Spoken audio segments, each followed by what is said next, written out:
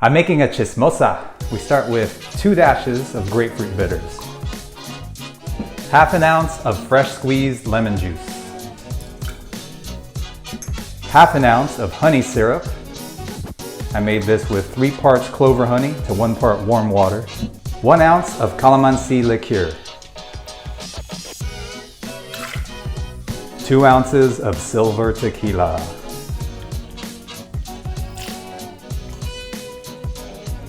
fill your mixing tin with ice and give it a good shake.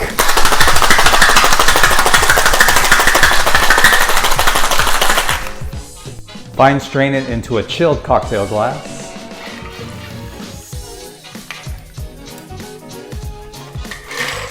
And simply garnish with a lemon wheel. The CHISMOSA.